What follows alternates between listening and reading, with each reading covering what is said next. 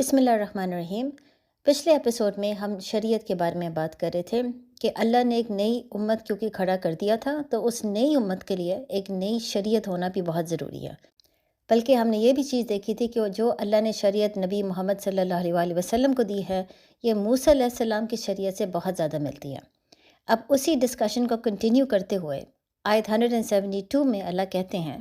اے ایمان والو، ہماری دی ہوئی صاف ستھری چیزیں کھاؤ اور اللہ کا شکر ادا کرو اگر تم اسی کی عبادت کرتے ہو۔ اس نے تم پر صرف مردار اور خون اور سور کا گوشت اور وہ جانور حرام کیا ہے جس کے ذبح کے وقت غیر اللہ کا نام بلند کیا گیا، تو جو مجبور ہو جائے، حالانکہ وہ نہ خواہش رکھنے والا ہو اور نہ ہی ضرورت سے آگے بڑھنے والا ہو، تو اس پر کوئی گناہ نہیں، بے شک اللہ بخشنے والا مہربان ہے۔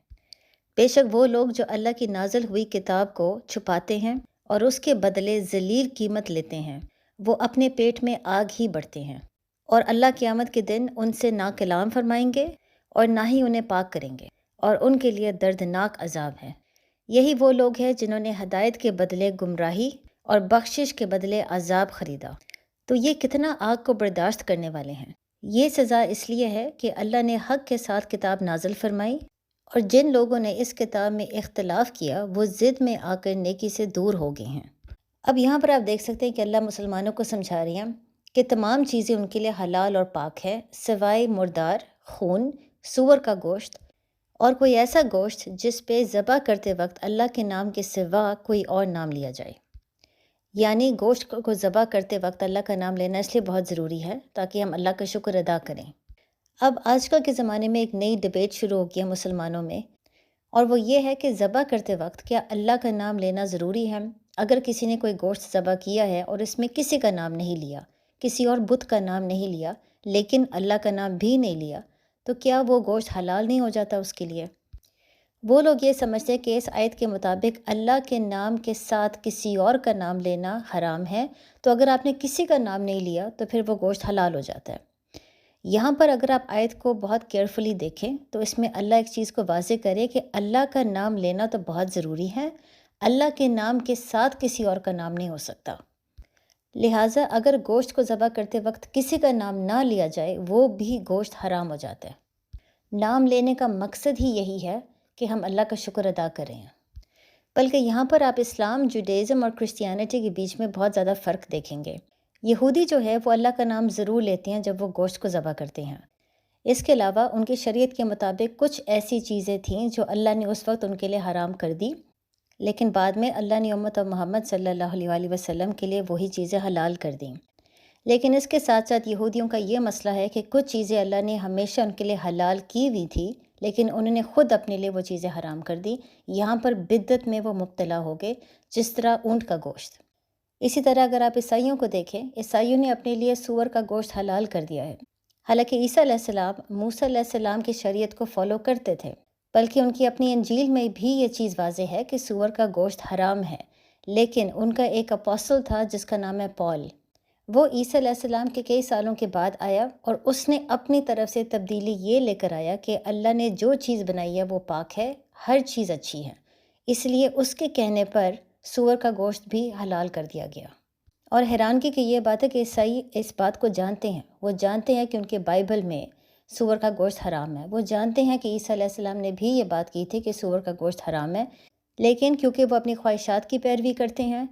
اور اپوسل پال کی بات سنتے ہیں، چاہے وہ جانتے ہیں کہ وہ نہ نبی تھا نہ رسول تھا۔ لہٰذا ان تمام بدعت کی وجہ سے اللہ اب ایک چیز واضح کر رہے ہیں کہ کون سی چیز حلال ہے اور کون سی چیز حرام، تاکہ یہ کنفیوژن بالکل ختم ہو جائے۔ لیکن ساتھ ہی آپ دیکھ سکتے ہیں اللہ اہل کتاب کو خبردار کر رہے ہیں کہ اب سچ قرآن کے ذریعے آ چکا ہے، اور وہ دل میں جانتے ہیں کہ یہ شریعت بالکل سچ ہے، بالکل ٹھیک ہے۔ وہ جانتے ہیں کہ وہ جو اپنی طرف سے شریعت فالو کر رہے ہیں اس میں بدعت بہت زیادہ ہے۔ لہٰذا اللہ ان کو خبردار کر رہے ہیں کہ اب کیونکہ قرآن کے ذریعے سچ ثابت ہو چکا ہے، وہ اب قیامت کے دن کوئی ایکسکیوز نہیں دے سکتے اللہ کو کہ اللہ ہمیں سمجھ نہیں آ رہی تھی، یا اللہ ہم گمراہ ہو گئے تھے اپنے بزرگوں کی وجہ سے۔ بلکہ یہاں پر آپ ایک بہت خوبصورت پیٹرن دیکھ سکتے ہیں، جب بھی اللہ اس نئی امت کو شریعت سمجھاتے ہیں تو ساتھ ہی اللہ پچھلی امت کو خبردار کر رہے ہوتے ہیں۔ مثلاً ہم نے اس سے پہلے جب اللہ نے 3 قسم کی توحید کا ذکر کیا تھا، تو ساتھ ہی اللہ نے یہودی اور عیسائی کو خبردار کر دیا تھا کہ وہ لوگ جو سچ کو جانتے ہیں لیکن اس کو چھپانے کی کوشش کرتے ہیں اور آنکھیں بند کر کے اپنے لیڈرز کو فالو کرتے ہیں، وہ قیامت کے روز جہنم میں جائیں گے۔ اسی طرح یہاں پر اللہ حلال اور پاک کھانے کا ذکر کر رہے ہیں، اور ساتھ ہی اس کے بعد پچھلی امت کو خبردار کر رہے ہیں کہ اب سچ سامنے آ چکا ہے، اب اگر انہوں نے سچ کو قبول نہ کیا تو قیامت کے روز ان کو جہنم سے کوئی بھی نہیں بچا سکے گا۔ پھر اللہ آیت 177 میں ہمیں سمجھاتے ہیں کہ نیکی کس کو کہتے ہیں، اس کو بلکہ کہتے ہیں آیت البر۔ یہاں پر اللہ ہمیں بر کی ڈیفینیشن بتا رہی ہے، یعنی رائچسنس یا نیکی کس کو کہتے ہیں۔ تو اللہ کہتے ہیں اصل نیکی یہ نہیں کہ تم اپنے منہ مشرق یا مغرب کی طرف کر لو، بلکہ اصل نیکی یہ ہے جو اللہ اور قیامت اور فرشتوں اور کتاب اور پیغمبروں پر ایمان لے آئے، اور اللہ کی محبت میں عزیز مال رشتہ داروں اور یتیموں اور مسکینوں اور مسافروں اور سائلوں اور غلام کو آزاد کرنے میں خرچ کرے، اور نماز قائم کرے اور زکوٰۃ دے، اور وہ لوگ جو عہد کرنے کے بعد اپنا عہد پورا کریں، اور مصیبت اور سختی میں اور جہاد کے وقت صبر کرنے والے ہیں، یہی لوگ سچے ہیں اور یہی لوگ پرہیزگار ہیں۔ اب کیونکہ اللہ نے ایک نئی امت کو کھڑا کر دیا تھا، اس نئی امت کو یہ سکھانا کہ نیکی کس کو کہتے ہیں وہ بہت ضروری تھا۔ یہودی اور عیسائی نے اپنی کتابوں میں اتنی زیادہ تبدیلی کرنے کی وجہ سے نیکی کا ڈیفینیشن بدل دیا تھا، جس کی وجہ سے کنفیوژن تھی کہ اللہ چاہتے کیا ہیں۔ یعنی یہودی کہتے تھے کہ جوڈیزم کے اندر جتنے بھی ریچولز ہیں ان تمام ریچولز کو پورا کرنا، اور جب بھی نماز پڑھو تو جروسلم کی طرف منہ کرو، ان دونوں چیزوں کو نیکی کہتے ہیں، لہٰذا جو انسان یہ دونوں چیزیں کر رہا ہے وہ نیک ہے۔ عیسائی یہ کہتے تھے کہ عیسیٰ علیہ السلام کو ماننا کہ وہ خدا کے بیٹے ہیں یہ نیکی ہے۔ اسی لیے اس آیت میں اللہ مسلمانوں کو یہ سمجھا رہے ہیں کہ مشرق یا مغرب کی طرف منہ کرنا اس کو نیکی نہیں کہتے۔ قبلہ تو صرف ایک ڈائریکشن ہے، اسی لیے کسی خاص قبلے کی طرف منہ کر کے نماز پڑھنا یا کسی ایک خاص نبی کو ماننا اس کو نیکی نہیں کہتے۔ نیکی کا مطلب ہے حقوق اللہ اور حقوق العباد۔ اسلام ایک چیز کو واضح کرے کہ قبلہ صرف ایک ڈائریکشن ہے۔ اگر ایک انسان مثلاً تمام نمازیں کعبہ کی طرف رخ کر کے پڑھ رہا ہے، اس کا یہ نہیں مطلب کہ وہ نیک ہے اور اس کی ہر نماز قبول ہوگی۔ ہم اس سے صرف یہ ضرور کہہ سکتے ہیں کہ وہ قبلہ کو فالو کر رہا ہے، لیکن اس کو آپ نیکی نہیں کہہ سکتے۔ نیکی کا مطلب ہے ایک انسان کی نیت کو جاننا، اس کا ایمان اور اس کے جو اعمال ہیں ان پہ فوکس کرنا، ان تینوں چیزوں کو نیکی کہتے ہیں۔ یعنی سب سے پہلے ایک انسان کا ایک پختہ یقین ہونا چاہیے اللہ پر، فرشتوں پر، اللہ کی کتابوں پر، اللہ کے تمام پیغمبروں پر، اور یہ یقین کہ قیامت کا دن آئے گا اور وہ اللہ کے سامنے کھڑا ہوگا اکاؤنٹیبلٹی کے لیے۔ اس کے علاوہ نیکی کا مطلب ہے جہاد کرنا، اچھے اعمال کرنا، اللہ کی راہ میں خرچ کرنا، یعنی جو آپ کے رشتہ دار ہیں، یتیم، مسکین، جتنے بھی لوگ ضرورت مند ہیں ان سب کے اوپر مال خرچ کرنا، چاہے آپ کے دل میں مال کی محبت ہو، اس کو نیکی کہتے ہیں کیونکہ اس میں جہاد ہے۔ اسی طرح کسی غلام کو آزاد کرنا یا جس انسان کے سر پہ قرضہ ہو اس قرضے کو اتارنا، یہ بھی نیکی ہے۔ اس کے علاوہ اللہ ہمیں سمجھا رہے ہیں کہ اگر آپ کوئی عہد لیتے ہو یا آپ کوئی وعدہ کرتے ہو تو اس پہ پورا اترنا یہ بھی نیکی ہے۔ یعنی جو عہد آپ نے اللہ کے ساتھ کیا اور جو عہد آپ نے لوگوں کے ساتھ کیا، حقوق اللہ اور حقوق العباد، یہ دونوں بہت ضروری ہیں۔ اب ان تمام چیزوں میں آپ دوبارہ ایک سملیرٹی دیکھ سکتے ہیں 10 کمانڈمنٹس میں جو اللہ نے موسیٰ علیہ السلام کو دیا۔ یعنی 10 کمانڈمنٹس کے اندر بھی آپ حقوق اللہ اور حقوق العباد دیکھ سکتے ہیں، جس میں اللہ بنی اسرائیل کو سمجھا رہے ہیں کہ مال خرچ کرو، لوگوں کی مدد کرو، چوری مت کرو، جھوٹ نہ بولو، اور ہمیشہ جو آپ وعدے کرو اس پہ پورا اترو۔ لہٰذا یہ آیت البر جو اللہ ہمیں اسلام میں سمجھا رہے ہیں یہ کوئی نئی چیز نہیں ہے۔ اس سے پہلے اللہ نے موسیٰ علیہ السلام کی شریعت میں بالکل یہی باتیں تھیں، لیکن یہودی اور عیسائی نے تبدیلی کر کے نیکی کا کانسیپٹ، نیکی کا ڈیفینیشن بدل دیا تھا، اور ان کے نزدیک نیکی کا مطلب تھا قبلہ یا ریچولز یا ایک خاص رسول پر ایمان لانا۔ اس کے علاوہ حقوق اللہ، حقوق العباد، تمام چیزیں انہوں نے ختم کر دیے تھے۔ تو اللہ آیت البر میں دوبارہ ان کو یاد کروا رہے ہیں کہ یہ وہی چیزیں جو اللہ نے 10 کمانڈمنٹس میں بتائی تھیں، لوگوں کے ساتھ انصاف کرنا اور اللہ کے تمام حقوق پورے کرنا، اس کو نیکی کہتے ہیں۔ ساتھ ہی اللہ ہمیں یہ بھی سمجھا رہے ہیں کہ اگر کوئی مسلمان مشکل میں ہو، کسی آزمائش میں ہو یا کوئی جہاد کر رہا ہو تو اس وقت صبر سے کام لینا، اس کو بھی نیکی کہتے ہیں۔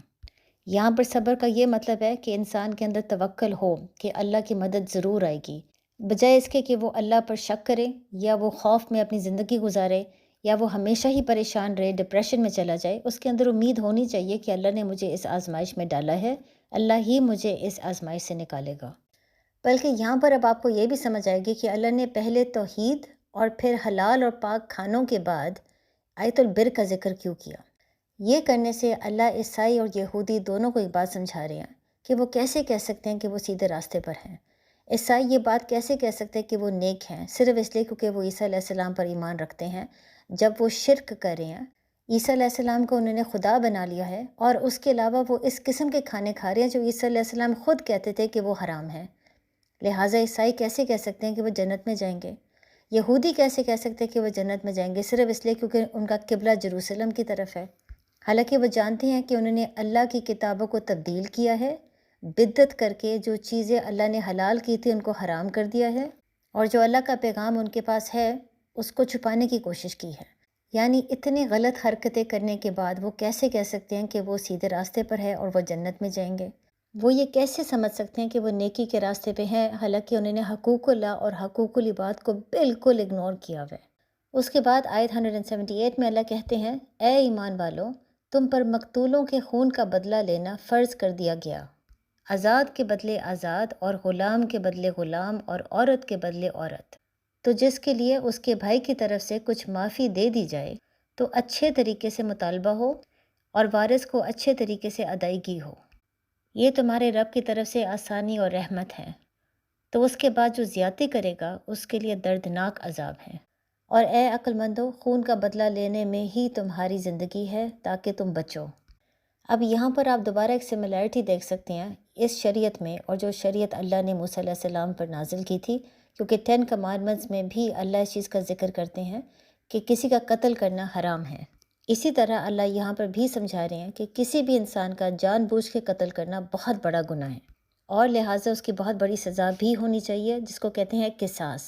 قصاص کا مطلب ہے زندگی کے بدلے زندگی، یعنی جس انسان نے کسی اور کو قتل کر کے اس کی زندگی لے لی، اس انسان کی زندگی لینا بھی بہت ضروری ہے۔ بلکہ یہاں پر دوبارہ آپ یہی چیز دیکھ سکتے ہیں کہ قصاص ایک نئی چیز نہیں ہے جو اللہ نے صرف نبی محمد صلی اللہ علیہ وسلم کو دی ہے، یہ پچھلے امت کے لیے بھی تھا اور تورات میں اس کا ذکر کیا ہوا ہے۔ لہٰذا دوبارہ اللہ یہودی اور عیسائی کو خبردار کر رہی ہیں کہ وہ جانتے ہیں کہ قرآن میں جو جو باتیں لکھی ہوئی ہیں وہ ان کی اپنی کتابوں کی تصدیق کرتا ہے، بلکہ قصاص کے آنے سے اللہ نے وہ ظلم اور زیادتی ختم کر دی جو پہلے عرب میں ہو رہی تھی۔ یعنی اسلام کے آنے سے پہلے عرب میں لوگ یہی ایمان رکھتے تھے کہ ہر انسان کی ویلیو مختلف ہے، یعنی ایک غلام اور اس کا مالک دونوں کی زندگی برابر نہیں ہے، اسی طرح مرد اور عورت دونوں برابر نہیں ہیں۔ لہٰذا اگر ایک غلام نے اپنے مالک کو مار دیا تو آپ نے بدلے میں اس ایک غلام کو نہیں مارنا بلکہ 2 غلاموں کو مارنا ہے، کیونکہ ایک مالک کی زندگی 2 غلاموں کے برابر ہے۔ اسی طرح اگر ایک عورت نے مرد کو قتل کر دیا تو آپ نے بدلے میں خالی اس عورت کو نہیں بلکہ ایک اور عورت کو بھی ساتھ قتل کرنا ہے، کیونکہ ایک مرد کی زندگی کی جو ویلیو ہے وہ 2 عورتوں کے برابر ہے۔ اسی لیے آپ اس آیت میں دیکھ سکتے ہیں کہ اللہ کہہ رہے ہیں غلام کے لیے غلام، مرد کے لیے مرد، عورت کے لیے عورت، یہ سمجھانے کے لیے کہ تمام لوگ اللہ کی نظر میں برابر ہیں۔ ایک مالک کی زندگی 2 غلاموں کی زندگی کے برابر نہیں، اسی طرح ایک مرد کی زندگی 2 عورتوں کی زندگی کے برابر نہیں۔ اللہ کی نظر میں سب کی زندگی ایکول ہے، برابر ہے۔ لہٰذا جس انسان نے کسی اور کو قتل کیا اور ناحق قتل کیا تو صرف آپ نے اس انسان کی جان لینی ہے۔ لا آف قصاص میں سٹیٹس، مذہب، قبیلہ یہ چیزیں نہیں دیکھی جاتی، مرد ہو یا عورت ہو یہ چیزیں بھی نہیں دیکھی جاتی، کیونکہ ہر انسان برابر ہے۔ بلکہ یہاں پر اللہ نے تھوڑا سا فرق ڈال دیا ہے موسیٰ علیہ السلام کی شریعت میں اور نبی محمد صلی اللہ علیہ وسلم کی شریعت میں۔ موسیٰ علیہ السلام کی شریعت کے مطابق جو انسان ناحق کسی کو قتل کر دے اس کی جان لینا ضروری ہے۔ اسلام میں اللہ نے وہی بات رکھی ہے قصاص کی، لیکن اللہ نے ساتھ ایک اور بات کہہ دی ہے کہ جو انسان ناحق قتل کیا گیا اگر اس کے گھر والے قاتل کو معاف کرنا چاہتے ہیں اور اس کے بدلے میں بلڈ منی لینا چاہتے ہیں تو اسلام اس چیز کی بالکل اجازت دیتا ہے، بلکہ بلڈ منی قبول کرنے کے بعد کوئی بھی اس قاتل کو نقصان نہیں پہنچا سکتا، کیونکہ اللہ اس کے لیے خبردار کر رہے ہیں کہ اگر کسی نے بلڈ منی کو قبول کر لیا اور قبول کرنے کے بعد خاموشی سے قاتل کو نقصان پہنچانے کی بھی کوشش کی تو اس کے لیے بہت بڑا عذاب ہوگا۔ بلکہ اس کے بعد آپ آیت 179 میں دیکھ سکتے ہیں کہ اللہ مسلمانوں کو یہی بات سمجھا رہے ہیں کہ جو بہت بڑے گناہ ہیں ان کے لیے بہت بڑی سزا ہونا ضروری ہے، کیونکہ اسی میں سوسائٹی کے لیے زندگی ہے۔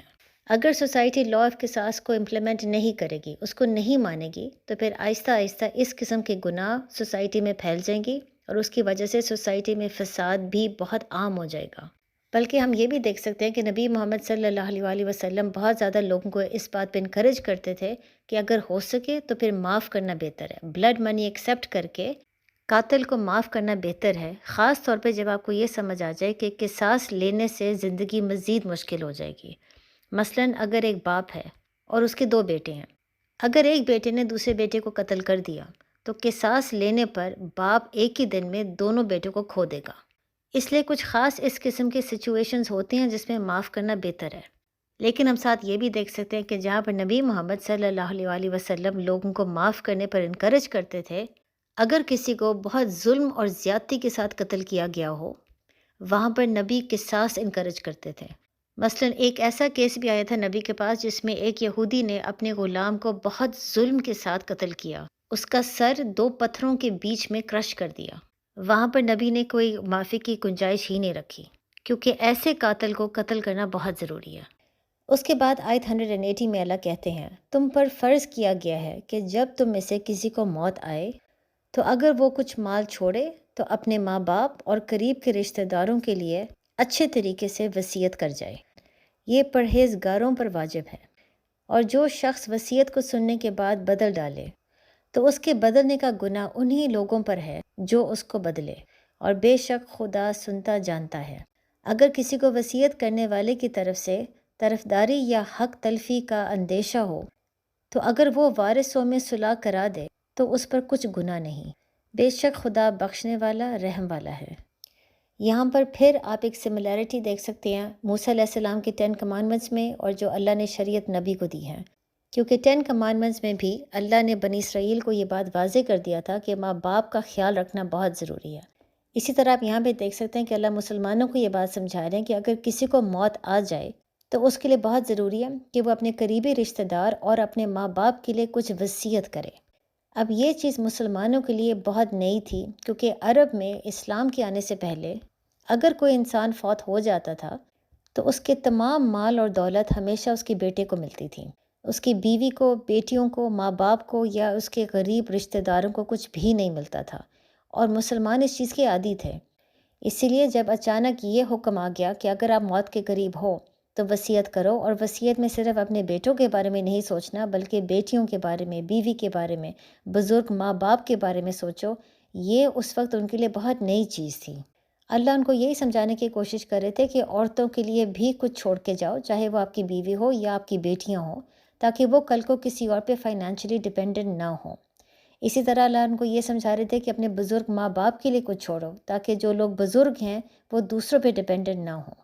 اب ہم اس میں یہ ایک سوال پوچھ سکتے ہیں کہ ہم تو یہ جانتے ہیں کہ اسلام میں انہیریٹنس کا ایک لاء ہے، اور اس لاء کے مطابق ایک فکسڈ اماؤنٹ ہے، فکسڈ شیئرز ہیں جو اللہ نے سب کے لیے مقرر کر دی ہیں، بیوی ہو، بیٹی ہو، بیٹا ہو، ماں باپ ہو، سب کے لیے فکسڈ اماؤنٹ ہے۔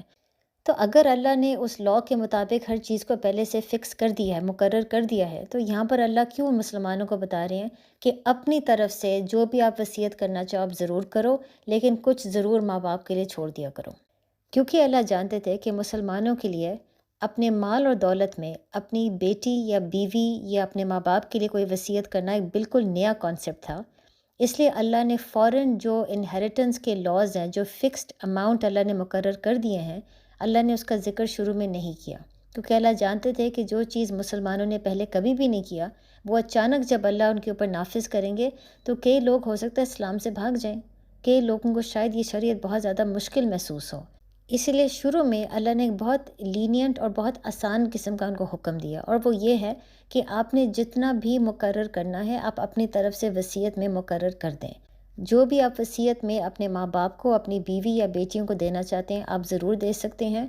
کیونکہ اس وقت شروع میں اللہ صرف ان کو عادت دلوانے کی کوشش کر رہے تھے کہ دوسروں کے بارے میں سوچو، صرف اپنے بیٹوں کے بارے میں نہ سوچو، ماں باپ کے بارے میں، غریب رشتہ داروں کے بارے میں، یتیموں کے بارے میں، بیوی اور بیٹیوں کے بارے میں، ان سب کا خیال رکھنا بھی آپ کے اوپر فرض ہے، بجائے اس کے کہ آپ صرف اپنے بیٹوں کو تمام اپنے مال اور دولت دے دو۔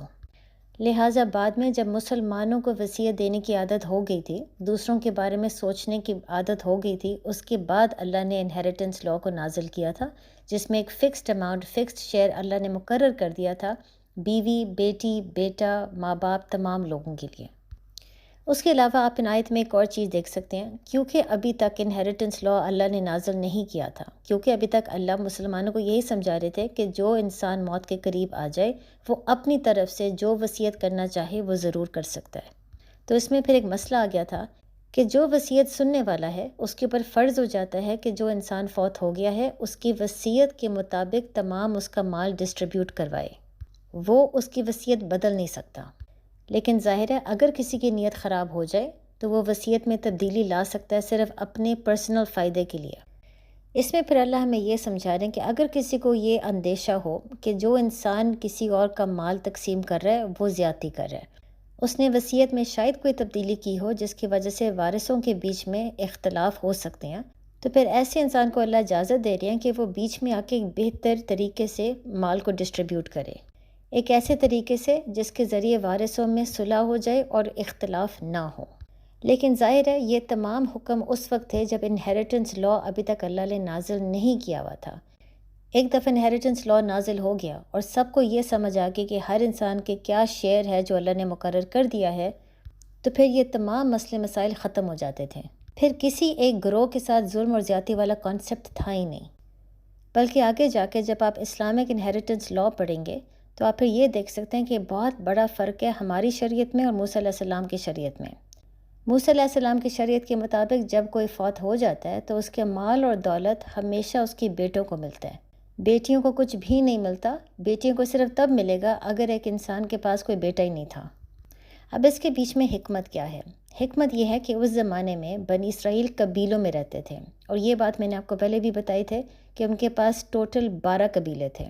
اب ہر قبیلے کا ایک چیف ہوتا تھا اور اس کا کام تھا یہ دیکھنا کہ اس کے قبیلے میں جتنی بھی عورتیں ہیں، یتیم ہیں، غریب، مسکین ہیں، سب کا خیال رکھا جا رہا ہے۔ بلکہ اس زمانے میں یہ کانسیپٹ تھا ہی نہیں کہ ایک قبیلے میں کوئی عورت ہو یا کوئی یتیم ہو جس کا کوئی خیال رکھنے والا نہ ہو۔ ہر مرد کے اوپر بہت سی ذمہ داریاں تھیں، بیوی کی، بیٹی کی، اس کی ماں کی، اور اس کے علاوہ اگر اس کے پاس کوئی بہن ہو جس کی ابھی تک شادی نہ ہوئی ہو اس کی بھی ذمہ داری اس مرد کی ہوتی تھی۔ تو ظاہر ہے جہاں پہ مردوں کے اوپر اتنی زیادہ ذمہ داریاں تھیں اور قبیلے میں رہتے ہوئے گارنٹی تھی کہ ہر عورت کی فائنینشیل نیڈز پوری کی جائیں گی، اسی لیے اللہ نے موسیٰ علیہ السلام کی شریعت میں یہ چیز واضح کر دی کہ اگر کوئی انسان فوت ہو جاتا ہے تو تمام مال اور دولت صرف بیٹوں کو ملے گا، کیونکہ وہی بیٹے جب بڑے ہوں گے تو انہوں نے پھر اپنے گھر میں جتنے بھی عورتیں ہیں ان کی حفاظت کرنا، فائنینشیل نیڈز پوری کرنا ان کی ذمہ داری ہو جاتی ہیں۔ بعد میں اللہ نے امت آف محمد صلی اللہ علیہ وآلہ وسلم کے لیے اس شریعت میں تبدیلی اسی لیے لائی کیونکہ اب قبیلے کا سسٹم ختم ہو گیا۔ ہم لوگ کمیونٹیز میں رہتے ہیں، ہم لوگ قبیلے میں نہیں رہتے، ہمارا کوئی چیف نہیں ہے جو گارنٹی کرے گا کہ ہر عورت کی حفاظت ہو رہی ہے، بلکہ کمیونٹی میں رہنے کی وجہ سے ہر انسان کے اوپر واضح ہو گیا کہ وہ خود اپنی ذمہ داری اٹھائے۔ تو اسی لیے کیونکہ قبیلے کا سسٹم ختم ہو گیا، اللہ نے انہیریٹنس لاء میں یہ تبدیلی لے آئی کہ عورتوں کو بھی کچھ ملے گا، بیٹیوں کو بھی کچھ ملے گا، اور بیویوں کو بھی دینا بہت ضروری ہے تاکہ وہ کسی اور پہ فائنینشلی ڈیپینڈنٹ نہ ہو۔ پھر آیت 183 میں اللہ کہتے ہیں، اے ایمان والو، تم پر روزے فرض کیے گئے ہیں جیسے تم سے پہلے لوگوں پر فرض کیے گئے تھے تاکہ تم پرہیزگار بن جاؤ۔ گنتی کے چند دن ہیں، تو تم میں سے جو کوئی بیمار ہو یا سفر میں ہو تو اتنے ہی روزے اور دنوں میں رکھے، اور جنہیں اس کی طاقت نہ ہو ان کے لیے ایک مسکین کا کھانا فدیہ ہے۔ پھر جو اپنی طرف سے نیکی زیادہ کرے گا تو وہ اس کے لیے بہتر ہے، اور اگر تم جانو تو روزہ رکھنا تمہارے لیے زیادہ بہتر ہے۔ اب جہاں پر اللہ نے امت کے لیے شریعت نافذ کر دیا، ان کو قصاص کے بارے میں بتا دیا اور وصیت کرنے کے بارے میں بھی سمجھا دیا، اب مسلمانوں کو یہ بات سمجھانا بہت ضروری تھا کہ اپنے آپ کو فزیکلی اور اسپریچولی مضبوط کریں، اور اس کے لیے سب سے بہترین ہے روزہ رکھنا۔ روزے رکھنے سے انسان کا تقوی لیول بہت زیادہ بڑھ جاتا ہے۔ اب موسیٰ علیہ السلام کی شریعت میں جو 10 کمانڈمنٹس تھے وہاں پر اللہ نے سبت کا دن اختیار کیا تھا تقوی بڑھانے کے لیے، یعنی یہودیوں کو یہ بات سمجھائی گئی تھی کہ ہفتے کے دن وہ صبح سے لے کر رات تک صرف اللہ کی عبادت کریں گے اور کسی قسم کا دنیاوی کام میں مبتلا نہیں ہوں گے۔ یہی ذریعہ تھا ان کا تقوی لیول بڑھانے کا۔ لیکن اس امت کے لیے اللہ نے روزہ اور حج یہ دونوں اختیار کر دیا تھا تقوی بڑھانے کے لیے۔ روزہ بلکہ سب سے بہترین چیز ہے، کیونکہ اس کے ذریعے انسان اپنے نفس الامارہ کو کمزور کر کے اپنا روح کو مزید مضبوط کر لیتا ہے۔ اب نفس الامارہ کیا چیز ہے؟ نفس الامارہ آپ کا نفس کا وہ حصہ ہے جو آپ کی فزیکل باڈی کی نیڈز کو پوری کرنے کی کوشش کرتا ہے، یعنی یہ آپ کے نفس کا وہ حصہ ہے جو اینیمل ڈیزائرز کو پورے کرنے کی کوشش کرتا ہے، یعنی جو اس کا دل چاہتا ہے وہ کھائے، جب اس کا دل چاہتا ہے وہ کھائے، جو اس کا دل چاہتا ہے پینے کو وہ پیے، حرام اور حلال کے بارے میں نہ سوچے۔ اسی طرح مرد اور عورت کے بیچ میں اپنے فزیکل نیڈز کو پورا کرنا یہ بھی نفس الامارہ کا حصہ ہے۔ یہاں پر بھی نفس الامارہ حلال اور حرام کے بارے میں نہیں سوچنا چاہتا، اسی لیے یہ وہ حصہ ہے جہاں پر ہمارے اینیمل ڈیزائرز آ جاتے ہیں۔ بلکہ نفس الامارہ میں ہمارے تمام نیگیٹو ایموشنز بھی ہوتے ہیں، یعنی حسد، لالچ، نفرت، غصہ، اور ظاہر ان تمام چیزوں پر قابو رکھنا بہت ضروری ہے۔ لہٰذا روزہ بہترین چیز ہے جس کے ذریعے انسان کا تقوی لیول بڑھ سکتا ہے، وہ متقین کے راستے پہ آگے بڑھ سکتا ہے، کیونکہ وہ نفس الامارہ کو قابو میں رکھ کے اپنے روح کو مزید مضبوط کر لیتا ہے۔ مثلاً آپ یہ سمجھ لیں، جیسے میں نے آپ کو پہلے بھی بتایا تھا، ہمارا جو دل ہے اس کے اندر ایک دماغ ہے اور وہ اس دماغ کے ذریعے فیصلے کر رہا ہوتا ہے۔ نفس الامارہ ہمارے دل کو ایک طرف کھینچنے کی کوشش کر رہا ہوتا ہے کہ ہم اپنے اینیمل ڈیزائرز، اپنی خواہشات کو پوری کریں۔ روح ہمارے دل کو دوسری طرف کھینچنے کی کوشش کر رہا ہوتا ہے، توحید کی طرف، تقوی کی طرف، اللہ کی طرف۔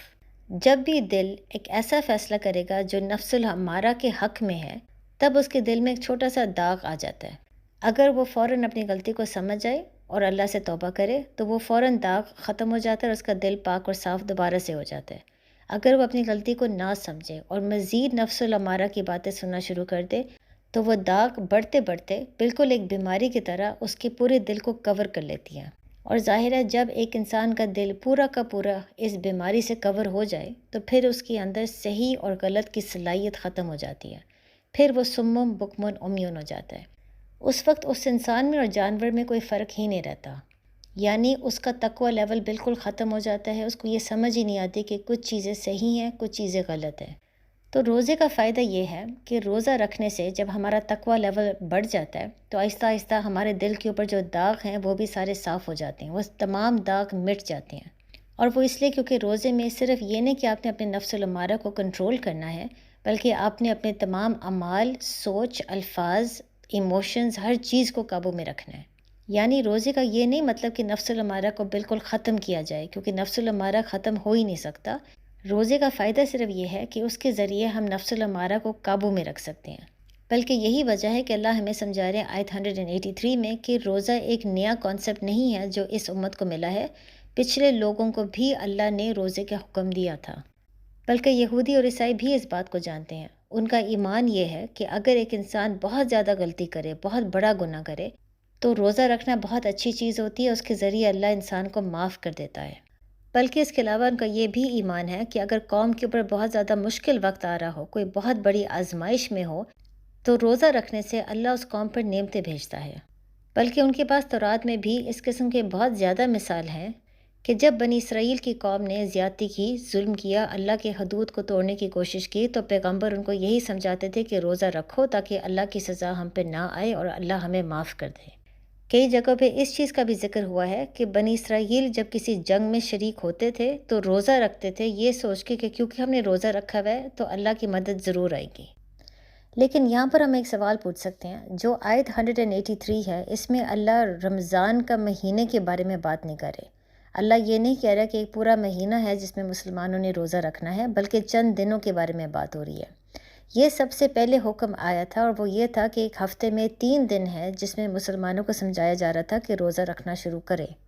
اور یہ اللہ نے کیوں کیا تھا؟ اس لیے کیونکہ بالکل انہیریٹنس کی طرح اللہ جانتے تھے کہ مسلمانوں نے اس سے پہلے روزہ کبھی بھی نہیں رکھا۔ ان کے لیے روزہ رکھنا شروع میں بہت مشکل ہوگا، اور اچانک اگر ان کو یہ پتہ چل جائے کہ ایک پورا مہینہ انہوں نے روزہ رکھنا ہے تو کئی لوگ شاید اسلام سے بھاگ جائیں۔ اسی لیے بالکل انہیریٹنس کی طرح جہاں پر اللہ نے شروع میں ایک بہت آسان قسم کا حکم دے دیا، اس کے بعد انہیریٹنس لا کو نازل کیا، اسی طرح یہاں پہ آپ دیکھ سکتے ہیں کہ اللہ نے شروع میں روزے میں صرف 3 دن کے بارے میں بات کی۔ اس کے بعد اگلی آیت میں آپ دیکھیں گے کہ اللہ نے پھر رمضان کا مہینہ نازل کیا۔ یعنی جب مسلمانوں کو عادت ہو گئی ہوئی تھی روزہ رکھنے کی، تب اللہ نے ان کو یہ حکم دے دیا کہ رمضان کا پورا مہینہ انہوں نے روزہ رکھنا ہے۔ بلکہ یہاں پر آپ ایک اور فرق دیکھ سکتے ہیں یہودی، عیسائی اور مسلمانوں کے بیچ میں۔ بنی اسرائیل کے جو روزے تھے وہ 24 گھنٹے کے ہوتے تھے، مسلمان کے جو روزے ہیں وہ صرف فجر سے لے کر مغرب تک ہے۔ لہٰذا یہاں پر جو اللہ نے سب سے پہلے ان کو حکم دیا وہ یہی تھا کہ ہفتے میں 3 دن آپ روزہ رکھنے کی کوشش کریں، اور اگر کوئی انسان سفر پہ ہو یا بیمار ہو تو وہ بعد میں جو اس نے روزے مس کر لیے ہیں وہ بعد میں ان کو پورا کرے۔ اور اگر ایک انسان کے لیے روزہ رکھنا بہت ہی زیادہ مشکل ہے تو پھر اس کے بجائے وہ ایک کفارہ دے سکتا ہے۔ لیکن یہ کفارہ دینے کا کانسیپٹ اللہ نے شروع میں صرف اس لیے دیا تھا تاکہ لوگوں کے لیے ذرا آسانی کرے۔ بعد میں جب رمضان کا مہینہ شروع ہو گیا، جو اللہ اگلی آیت میں ہمیں سمجھائیں گے، وہاں پر آپ دیکھ سکتے ہیں کہ کفارے کا کانسیپٹ نہیں ہے۔ وہاں پر صرف یہ ہے جو ہمیں حدیث کے مطابق پتہ چلتا ہے کہ اگر کسی کے لیے زندگی موت کا سوال ہے، وہ روزہ بالکل ہی نہیں رکھ سکتا، اس کے جان کو خطرہ ہے، تب وہ کفارہ دے سکتا ہے۔ لیکن اگر کسی کے لیے ویسے مشکل ہے تو وہاں پر اللہ سختی سے بات سمجھا رہے کہ روزہ رکھنا فرض ہے۔ لہٰذا آیت 185 میں اللہ کہتے ہیں، رمضان کا مہینہ ہے جس میں قرآن نازل کیا گیا، جو لوگوں کے لیے ہدایت اور رہنمائی ہے اور فیصلے کی روشن باتوں پر مشتمل ہے۔ تو تم میں سے جو کوئی اس مہینے کو پائے تو ضرور اس کے روزے رکھے، اور جو بیمار ہو یا سفر میں ہو تو اتنا ہی روزے اور دنوں میں رکھے۔ اللہ تم پر آسانی چاہتا ہے اور تم پر دشواری نہیں چاہتا، اور یہ آسانیاں اسی لیے ہیں تاکہ تم روزوں کی تعداد پوری کرو، اور تاکہ تم اس بات پر اللہ کی بڑائی بیان کرو کہ اس نے تمہیں ہدایت دی، اور تاکہ تم شکر گزار بن جاؤ۔ تو اس لیے آپ یہاں پر یہ چیز دیکھ سکتے ہیں کہ جب مسلمان روزہ رکھنے کے عادی ہو گئے تھے تب اللہ نے رمضان کے مہینے میں روزہ فرض کرا دیا۔ اس کے علاوہ کئی اسکالرز یہ کہتے ہیں کہ یہ حکم جنگ بدر سے پہلے آ گیا تھا، کیونکہ اللہ جانتے تھے کہ اگر مسلمان اسپرچولی مضبوط نہیں ہوں گے، اگر ان کی روح اسٹرانگ نہیں ہوگی، تقوی لیول ان کا زیادہ نہیں ہوگا اور نفس الامارہ قابو میں نہیں ہوگا، تو پھر وہ جنگ بدر میں حصہ لے ہی نہیں سکیں گے، کیونکہ ان کے لیے اپنی زندگی دینا اللہ کی راہ میں بہت مشکل ہو جائے گا۔ لہٰذا اس بات سے یہ چیز دوبارہ ثابت ہو جاتی ہے کہ روزہ رکھنے سے انسان کا تقوی لیول بڑھ جاتا ہے، اس کا نفس الامارہ قابو میں آ جاتا ہے، اور پھر اس کے لیے اللہ کی راہ میں جہاد کرنا بھی آسان ہو جاتا ہے۔ اور آپ اس آیت میں یہ بھی دیکھ سکتے ہیں کہ اللہ دوبارہ مسلمانوں کو سمجھا رہے ہیں کہ رمضان کے مہینے میں اگر کوئی سفر پہ ہے یا بیمار ہے تو جتنے روزے اس نے رمضان کے مہینے میں مس کیے ہیں وہ اور دنوں میں ان کو پورا کرے، لیکن یہاں پر کوئی کفارے کا ذکر نہیں آ رہا۔ لہٰذا مسلمانوں کو اب یہ آپشن نہیں دیا جا رہا کہ اگر آپ کے لیے روزہ رکھنا مشکل ہے تو آپ بے شک کفارہ دے دو۔ اب صرف وہ مسلمان جو اگر روزہ رکھیں گے تو ان کی زندگی خطرے میں ہے، ان کے لیے کفارے کا کانسیپٹ ہے، باقیوں کے لیے نہیں۔ لہٰذا جہاں پر اللہ نے مسلمانوں کے لیے روزے کا وقت کم کر دیا تھا بنی اسرائیل کی نسبت، فجر سے لے کر صرف مغرب تک، وہاں پر اللہ نے ساتھ ہی روزے کے کل دن بڑھا دیے تھے۔ لہٰذا پچھلی امت کے لیے رمضان کا مہینہ نہیں تھا، کوئی ایسا مہینہ اختیار نہیں کیا گیا تھا جس میں انہوں نے روزہ رکھنا ہے۔ یہ صرف اللہ نے حکم اس امت کے لیے نازل کیا تھا تاکہ ان کا تقوی لیول بڑھ سکے۔ اس میں شاید حکمت یہ بھی تھی کہ اللہ جانتے تھے کہ نبی محمد صلی اللہ علیہ وسلم کے بعد اور کوئی نبی نہیں آئے گا، یہ آخری امت ہے۔ اگر یہ امت بھی بنی اسرائیل کی طرح ڈسٹریکٹ ہو گئی، دنیا کے پیچھے بھاگنا شروع ہو گئی، تو اس امت کے بعد اور کوئی نبی نہیں آئے گا لوگوں کو سمجھانے کے لیے۔ اگر اس امت نے بھی اللہ کے پیغام کو بدلنے کی کوشش کی یا چھپانے کی کوشش کی تو اس کے بعد اور کوئی نبی نہیں آئے گا لوگوں کو سمجھانے کے لیے کہ اللہ کا پیغام تھا کیا۔ اس لیے اس امت کا تقوی لیول بڑھانا بہت ضروری تھا تاکہ وہ اگر دنیا کی طرف بھاگنا بھی شروع کرے گی تو رمضان کے مہینے میں دوبارہ اپنے آپ کو یاد کروا سکتی ہے کہ زندگی کا مقصد کیا تھا۔ دوبارہ سے لوگ اپنے دلوں کو صاف کر سکتے ہیں اور دوبارہ سے لوگ متقین کے راستے پر چل سکتے ہیں۔ تو یہاں پر ہم انشاءاللہ سیشن کو ختم کریں گے اور پھر اگلے سیشن میں مزید روزے اور رمضان کے مہینے کے بارے میں بات کریں گے۔ لیکن فی الحال آپ یہ چیز کو ضرور اپریشیٹ کر سکتے ہیں کہ جو ہمارے پاس شریعت ہے یہ وہی شریعت ہے جو پچھلی امت کے پاس تھی، لیکن جہاں پر اللہ نے تھوڑی سی تبدیلی لانے کی کوشش کی ہے اس تبدیلی کے پیچھے بھی بہت زیادہ حکمت ہے، اور اس حکمت کو سمجھ کر ہم مزید اللہ کے قریب آ سکتے ہیں۔ السلام علیکم۔